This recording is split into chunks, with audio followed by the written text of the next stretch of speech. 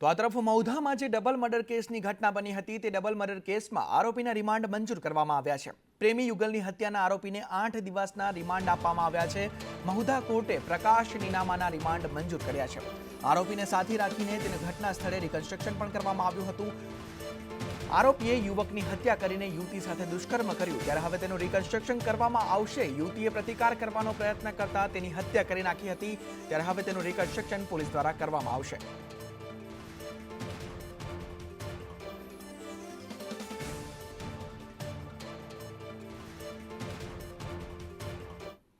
तो आ तरफ बोटाद में विज्ञान जाथाए भूवानो पर्दाफाश कर्यो छे। दोरा धागा छूटाछेड़ा संतान प्राप्तिना नामे भूवो नाणां खंखेरतो हतो।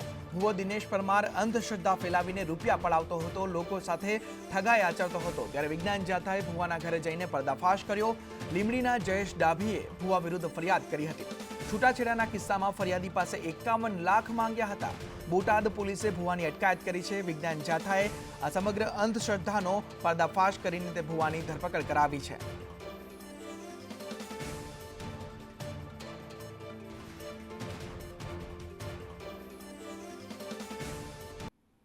तो आ तरफ केंद्र सरकार द्वारा आदेश आपी देवामां आव्या छे कि तमाम पाकिस्तानीओने पाकिस्तान परत मोकलवामां आवे त्यारे भरूचमांथी पाकिस्तानी महिलाने परत मोकलाई छे।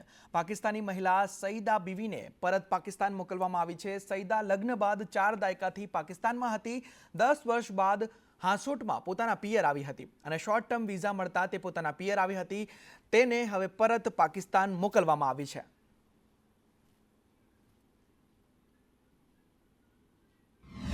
લાગણીમાં થયું કે હવે ભાઈ બહેન મળવા આવ્યા ને થોડુંક તેનું દુઃખ થાય છે, પણ જે દેશનું જે આદર્શ હતું તેનું અમે પાલન કર્યું।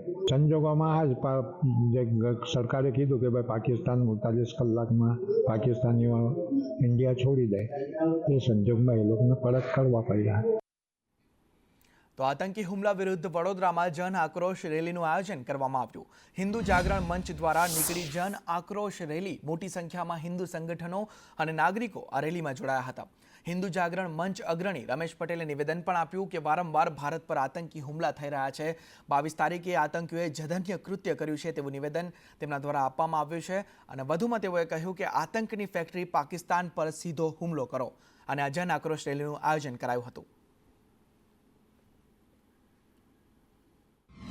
वरवू पाकिस्तान आतंकी फैक्टरी पाकिस्तान અને આખી દુનિયાને આતંકવાદ સપ્લાય કરનાર પાકિસ્તાન ઉપર સીધો હુમલો કરવામાં આવે। ભારત સરકારને સીધી પાકિસ્તાન પર હુમલો કરવા માટેની લોકોની માંગણી છે અને આજે આ જન આક્રોશ રેલીની પણ માંગણી છે કે આપણે એને હવે સબક શીખવાડવો જોઈએ। તો પહેલગામ આતંકી હુમલાને લઈ વલસાડમાં મુસ્લિમ સમાજ દ્વારા વિરોધ કરવામાં આવ્યો, જેમાં મુસ્લિમ સમાજ द्वारा काळी पट्टी धारण करीने विरोध करवामां आव्यो हतो। आतंकी हुमला सामेना विरोध प्रदर्शनमां मोटी संख्यामां लोको जोडाया हता अने मुस्लिम समाजना अग्रणीए जणाव्युं कि सरकार अने देशना दरेक नागरिक साथे मुस्लिम समाज ऊभो छे त्यारे मुस्लिम समाजे सरकारने आतंकवादीओनो खात्मो करवा पण अपील करी हती। पहलगामમાં જે પ્રખ્યાત ખતરનાક આતંકવાદી જે નિષ્કામ જે આતંકવાદીઓ લોકો જે કરવામાં આવ્યું છે એમાં અમારો મુસ્લિમ સમાજ સખત શબ્દોમાં ઉખોડ્યો છે ને સરકારને વિનંતી કરીએ છીએ, અમે હમણાં અપીલ કરીએ છીએ કે એ આતંકવાદીઓના ઉપર કાયદેસરની કડકમાં કડક કાર્યવાહી કરો। तो आ तरफ वडोदरा में गृह राज्य मंत्री हर्ष संघवीए समीक्षा बैठक योजी। अधिकारीओ पदाधिकारीओ धारासभ्यों साथे आ बैठक योजवामां आवी। विश्वामित्री रिवाइवल प्रोजेक्ट अंतर्गत समीक्षा बैठक योजाई। तेमां समीक्षा बैठक में गृह राज्य मंत्री हर्ष संघवीए निवेदन पण आप्युं। तेओए कह्युं कि झड़पथी अने धार्या करता वधु सारी कामगीरी चालू छे। महानगरपालिका सिवाय 25 किलोमीटर विस्तारमां पण कामगीरी करवामां आवी छे अने इरिगेशन डिपार्टमेंटे 32% कामगीरी करी लीधी छे तेवुं निवेदन पण गृह राज्य मंत्री हर्ष संघवी द्वारा आपवामां आव्युं छे। भारत में खास तौर पे ऐसे पाकिस्तानी हिंदुओं को किसी भी प्रकार की परेशानी ना हो, इसका भी खास तौर से ध्यान रखा जाए, ये भी सूचना स्पष्ट सभी डिस्ट्रिक्टों को दी गई है। देखिए, सभी प्रकार की जो व्यवस्था है और सुरक्षा को लेके जो खास तौर पे इंतज़ाम है वो स्टेट पुलिस की जो जिम्मेदारियां है वो सभी प्रकार की कामगिरियां एकदम विजिलेंट होके स्टेट पुलिस सेंट्रल एजेंसीज के साथ તો આ તરફ રાજકોટ મહાનગરપાલિકા સ્ટેન્ડિંગ કમિટીની બેઠક મળી. પહેલગામના મૃતકોને મૌન પાળીને શ્રદ્ધાંજલિ આપવામાં આવી. આ બેઠકમાં 32 દરખાસ્તો અંગે નિર્ણય લેવામાં આવ્યો છે. તે પહેલા પહેલગામમાં જે મૃતકો છે તેમને શ્રદ્ધાંજલિ આપવામાં આવી 2 મિનિટનું મૌન પાળીને. ત્યારે 32 દરખાસ્તો અંગે જે નિર્ણય લેવાયો છે તેમાં વિકાસ કામો અંગેની તમામ દરખાસ્તો મંજૂર કરવામાં આવી છે. સ્ટેન્ડિંગ બેઠકમાં નવો દક્ષિણ ઝોન બનાવવા પણ મંજૂરી મળી ગઈ છે અને દક્ષિણ ઝોનમાં 29 કરોડના ખર્ચને મંજૂરી આપવામાં આવી છે. નવું સ્પોર્ટ્સ કોમ્પ્લેક્સ બનાવવા માટે પણ બેઠકમાં મંજૂરી અપાઈ છે. ત્યારે કુલ 117 કરોડના કામોને મંજૂર કરવામાં આવ્યા છે. અદ્યતન ટેકનોલોજી સાથે સાઉથનો ઝોન તૈયાર થશે અને 2 વર્ષના સમયમાં આ કામગીરી જે છે તે પૂર્ણ કરવામાં આવશે.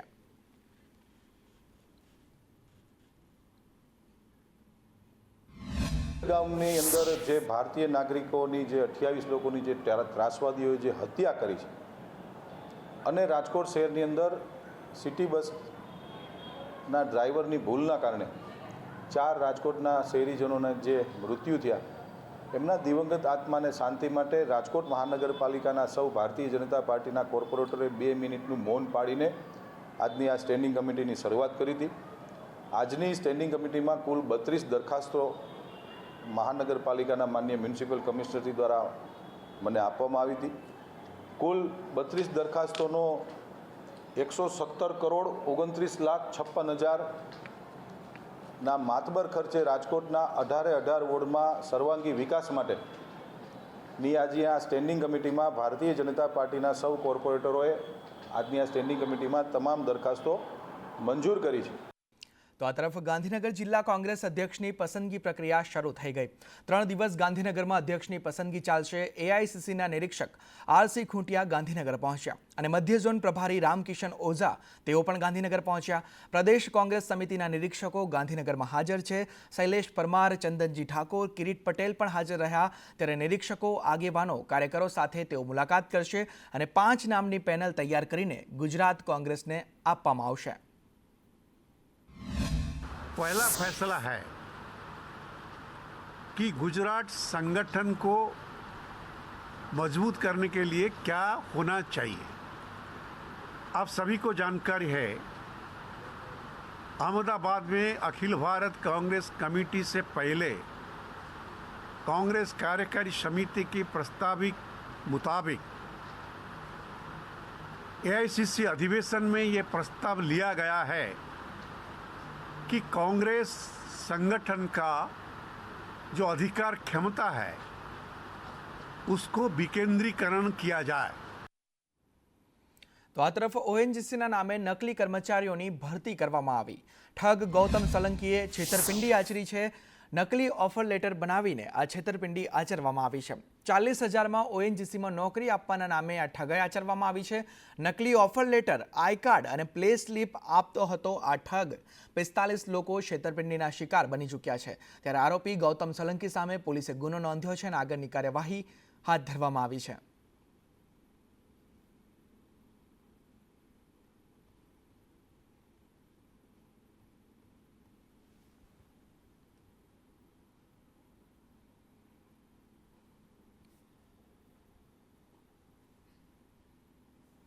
તો આ તરફ વીએસ હોસ્પિટલ ક્લિનિકલ ટ્રાયલ કૌભાંડ કેસમાં સમગ્ર મામલે ડોક્ટર દેવાંગ રાણાનું નિવેદન સામે આવ્યું છે. તેઓએ કહ્યું કે મેં કોઈ કૌભાંડ નથી કર્યું, મારા પર ખોટા આક્ષેપ લાગી રહ્યા છે. ડીન સુપ્રિન્ટેન્ડન્ટની મંજૂરીથી ક્લિનિકલ ટ્રાયલ થયા હતા અને ટ્રાયલના ડોક્યુમેન્ટ ચોરી થયા અંગે પણ જાણ કરી હતી.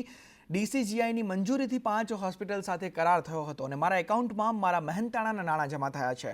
મારા કાર્યકાળ દરમિયાન ટ્રાયલમાં કોઈ મોત નથી થયા અને પેરાસિટામોલ જેવી દવાઓના ટ્રાયલ થયા હતા તેવું ડોક્ટર રાણા દ્વારા કહેવામાં આવ્યું છે.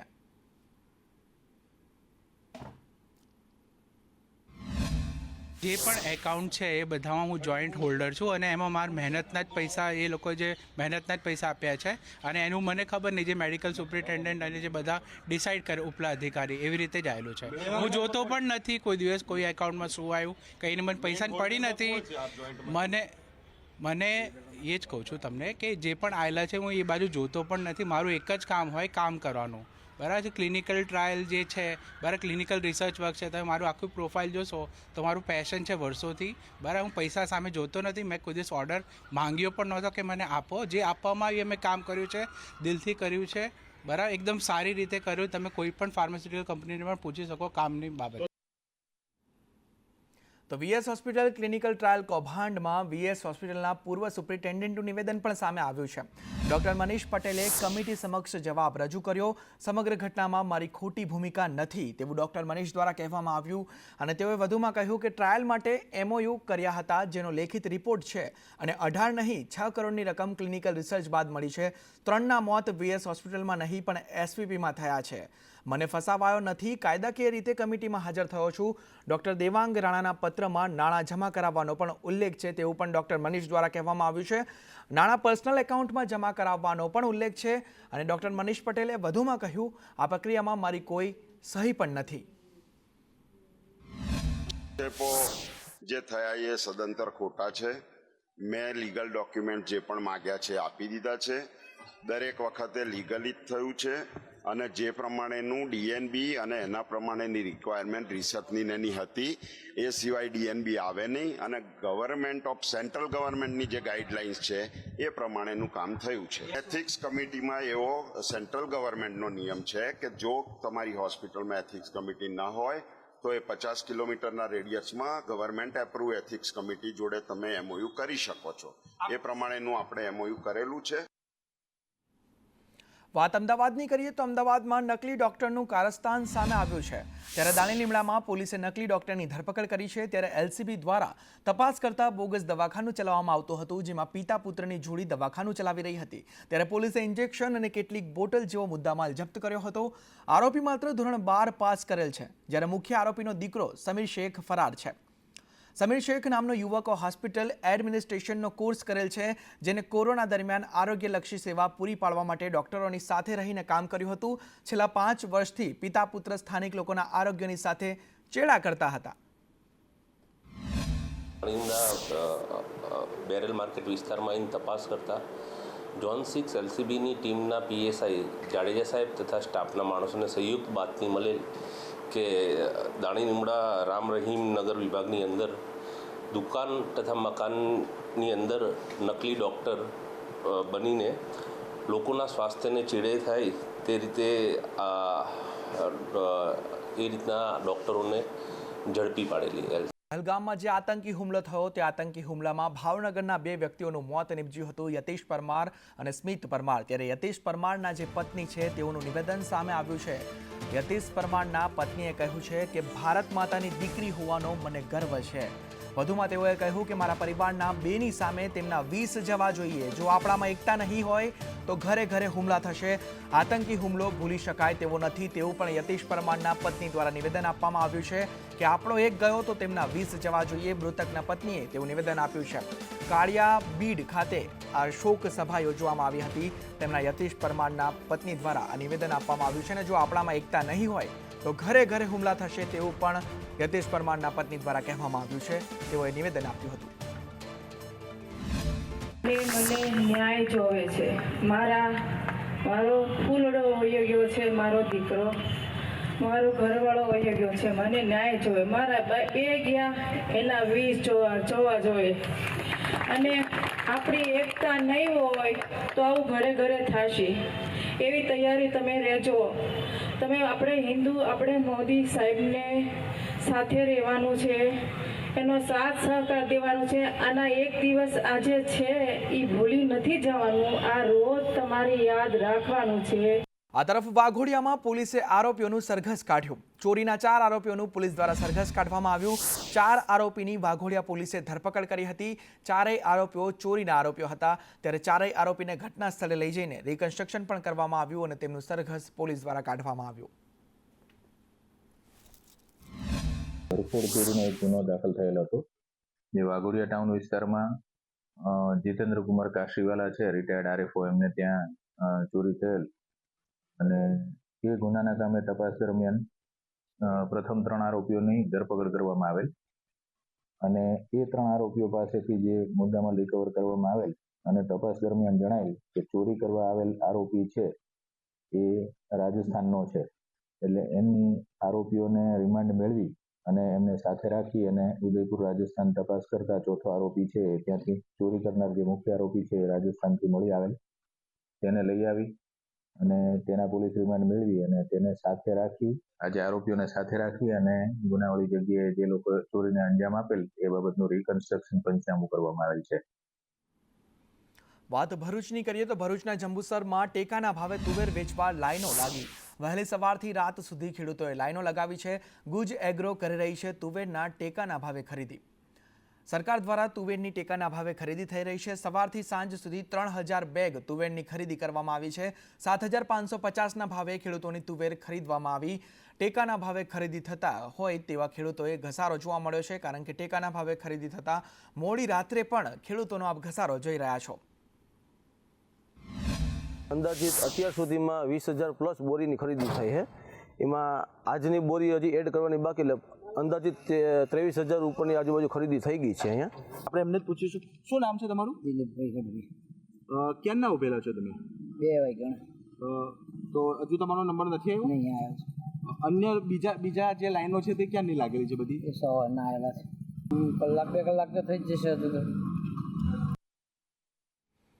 GSFA એટલે કે ગુજરાત સ્ટેટ ફૂટબોલ એસોસિએશન દ્વારા ગુજરાત સુપર લીગ સિઝન 2ની જાહેરાત કરવામાં આવી છે. ફૂટબોલ ખેલાડીઓની ક્ષમતા વધારવા આયોજન કરાયું છે. GSFAના પ્રમુખ પરિમલ નથવાણીએ આ જાહેરાત કરી છે. ભાગ લેનાર 6 ટીમના માલિક અને કોચનું સન્માન કરવામાં આવ્યું. GSL 2ની ટ્રોફી અને ટીમ જર્સીનું પણ અનાવરણ કર્યું હતું. 1 થી 13 મે સુધી સુપર લીગ સિઝન 2નું આયોજન કરાયું છે. નરેન્દ્ર મોદી સ્ટેડિયમમાં ફૂટબોલ લીગનું આયોજન કરવામાં આવ્યું છે, ત્યારે દરેક જિલ્લાઓમાં ફૂટબોલ ગ્રાઉન્ડ હોય તે દિશામાં પ્રયાસ પણ કરવામાં આવી રહ્યા છે. અંગ્રેજી મીડિયમની સ્કૂલમાં ફૂટબોલ રમાય છે તેવું નથવાણી દ્વારા કહેવામાં આવ્યું છે. પરિમલ નથવાણીએ આ નિવેદન આપ્યું છે કે અંગ્રેજી મીડિયમની સ્કૂલમાં ફૂટબોલ રમાય છે, ગુજરાતી મીડિયમની સ્કૂલમાં ક્રિકેટ રમાય છે. આવું પરિમલ નથવાણી દ્વારા આમાં નિવેદન આપવામાં આવ્યું છે. ક્રિકેટર એક ટીમની સાથે અને એક ફિલ્મ સ્ટારનું લેવાનું અમે એક વિચારણા કરીએ છીએ, જેથી કરીને એનું પ્રમોશન થાય. જ્યાં સુધી આનું પ્રમોશન નહીં થાય ફૂટબોલનું અને તમારા લોકોનો પૂરો સહકાર નહીં મળે તો ત્યાં સુધી ફૂટબોલને અમે ગમે તેટલી મહેનત કરશું તો મને લાગે છે કે હજી આપણે એટલું પહોંચી નથી શક્યા